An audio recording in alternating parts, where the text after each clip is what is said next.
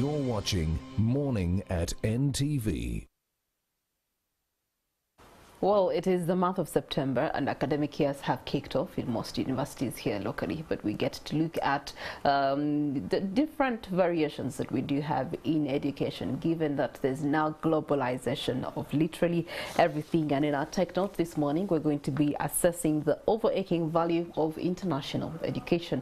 I am Priscilla Regina Naloga. Now, just to give you a backbone of it, you get to look at Uganda's education system being primarily based on the British system, stemming from their past as a protectorate of the British Empire that did come to an end in the 1962s. Now, Uganda's education system may share quite a number of similarities with the United Kingdom, but knowing a little about Uganda's history, you get to see that the challenges it faces makes the differences in the education systems rather easier to understand. Now, over the last 20 years, you do have the internationalization of education having evolved into the movement of students from across different languages, across different cultures on the unprecedented scale. And there's an extensive literature that focuses on the international education as well. And so you get to look at an emerging literature that has identified the particular challenges faced by international students.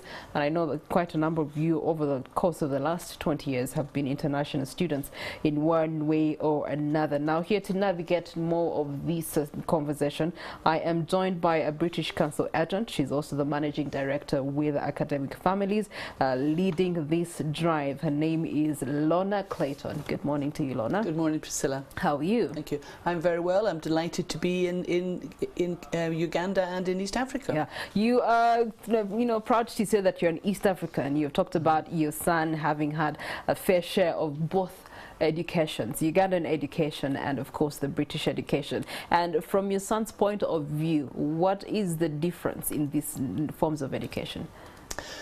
I think the education, well, with my children, their education in East Africa has been in the primary school, and so of course when they move on to senior school and they've had their senior school in the UK, then it is a different level and different intensity and different opportunities that are available.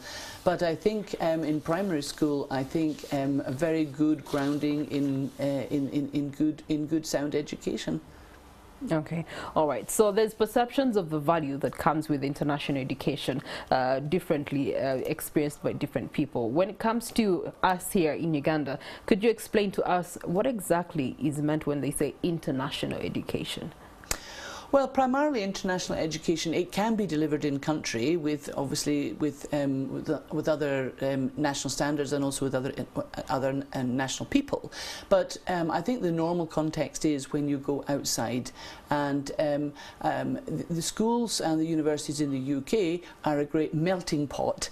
People come from all over the world, and I think, as you said, many Ugandans are looking at university education where they will go. But if you're looking at the level before, if you're looking at high school, at boarding school for your A-levels, then if you're going to a UK boarding school, then for at least for those 2 years, maybe for longer, but what you are meeting there is you're meeting British students, but you're meeting students from all over Europe, from China, from India, from everywhere, from West Africa. Many Ghanaians and Nigerians come to the UK for their starting at their boarding education and then moving on to university. So I think it gives the students a global perspective. But if you come earlier, if you come at school rather than university, then you're well protected. I'm a mother, and I know what it feels like to send your child overseas for education. You want to make sure that they're going to be safe. They want to make sure that they will be happy, that they will fit in. And I think that the system, the education system you have here, both the Ugandan system, but also the international schools that you have, they do prepare children and they can migrate across very well. But if you go at school age, then you have the support of the school staff and system to make sure that you have your network, you understand where you are and how to live in the UK, and so your progression onto university then is much more straightforward. So in your advisory capacity, you did mention the intensity that your children had to experience with that transition. In your advisory capacity, what best advice would you give to a parent who is interested in attaining international education for the children? At what levels, entry levels, should they most consider rather than, you know, just thinking of university only? Well, I would say the earlier the better for the assimilation, but then into the education system. However, I'm still a mother, so I know that you're not going to want to send your children for primary school. A natural point is at the beginning of senior school, but in reality, many people will choose to go for A-levels, so for the last 2 years of education. And that is a very good grounding because your child is quite mature at that stage and is then able to take advantage of the system and of the education and all the opportunities that are available. Because the extracurricular is very important within boarding school. You're not commuting to school, you're not got 1 hour commute, one there and back, that's an extra 10 hours a week, you're following the extracurricular. And so the longer that you can be in the school, the better. Or come when you're 12 or 13 and come in preparation for your O-levels. It's up to the families, it's up to their financial ability. Okay.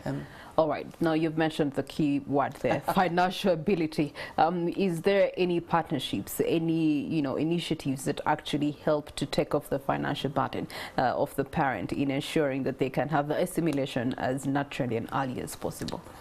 Well, first of all, let me say, in the university sector, as many families will know, international student fees are higher than the UK domestic fees. However, but at the school level, the fees are the same for everybody. Right. So that's important to understand. And then the schools... Wait, on that point, so if the assimilation is done in, for example, secondary level, yes. Does that then become an advantage for them when they get into colleges and universities? No, because of the visa system. They're okay. coming in as a child student visa, and then for university a student visa. They will still be, unless they've had a main residence in the UK for 3 years, they will still be considered an international student. Right. But the personal development and ease of assimilation is better if they have come earlier. But no, for boarding school, if you send your children as Ugandan passport holders to boarding school, then they will pay the same fees that I send my children as British passport holders. So some schools will offer a bursary. The scholarships are very small anyway, and remember you're competing against the students from around the world to get a scholarship, but some schools will consider an East African scholarship because they want to attract the students, but many are unable to do that. It depends on their status. Many of the schools are charitable status, and so they have to go with the deeds. But it's important to say the schools have come out here with us, and the reason is they really like your children. You know, Ugandan children are resilient. They work hard. They're clever. They're sociable. In a boarding house, they're glue. They bring everybody together, and they smile, and they're good. So schools really want your children, because you don't just simply add diversity, which all the schools want, a really good international mix, but they like the skills that your children bring. Right. Stand tall, be proud of your Ugandan children. Well, thank you so much. You have talked about opportunities, and I know that there's a new Education UK unit that identifies significant opportunities. Of course, they do come with the requisition for coordination of response, including schools, colleges, universities, as well as linking up to the broader services that support the education initiatives. Now, we're looking at financing, legal support. Are Ugandans tapping into these other forms of opportunities?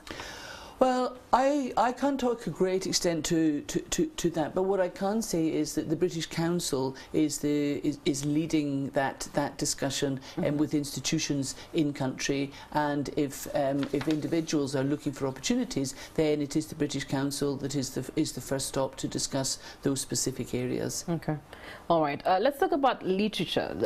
This still seems to be a little bit of a challenge there in exposure of literature, especially for students who want to acquire the international education. How are you navigating that to ensure that people who have the opportunity, people who can afford, but are not, that conversant about how to do it, when to do it, which opportunities of maybe scholarships or programs that they can tap into to get into the education systems in the UK?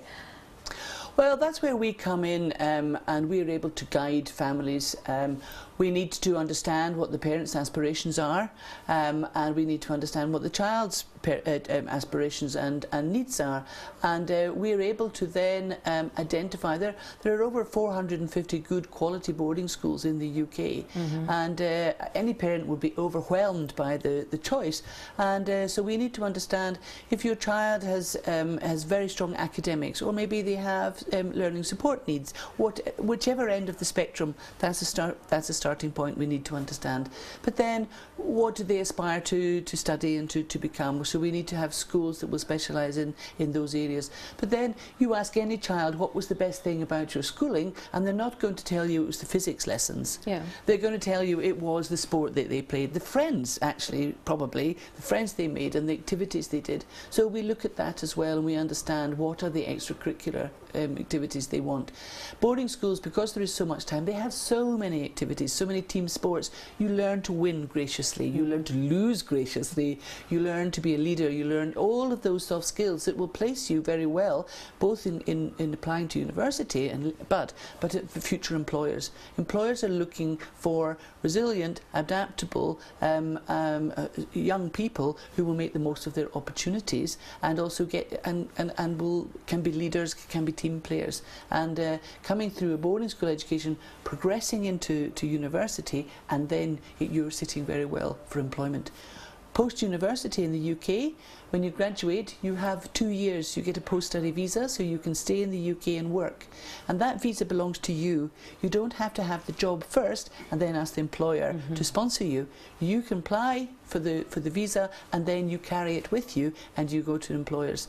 And then hopefully it works well, then the employer will sponsor you if that's what you want, or you come back. You come back to Uganda and you bring all that breadth of knowledge and experience and help develop. Okay. Well, Lorna, you make it all sound so clean and fun and enjoyable. But I know that, you know, different students have had different experiences. Let's talk about the challenges, the most common challenges that have come through or have been voiced by the students that have taken up this international education. I think one of the key factors is where do they turn to for help when they have a problem, and they can feel a little bit isolated, and that again is why if you come earlier, then if you come to boarding school, then the school will give you that network and that support. We operate as consultants, as agents, to help you find the school, but we also offer guardianship, and so we're a bit like your big sister. Well, your sister, if you send your child overseas, you would ask your sister to look after them and help. But we're your big sister, so we arrange everything from the airport to school, where they stay, and when they have holidays from school, we match them with families, all of those things. If they're ill, everything we organise. But also we are your big sister, so we tell you what else you need to know and what to do. So students who've come from school will have that network, but which is harder for students just coming at university, because they're over 18, they're independent, they're adults, and so there is support, but there is not so much support for them.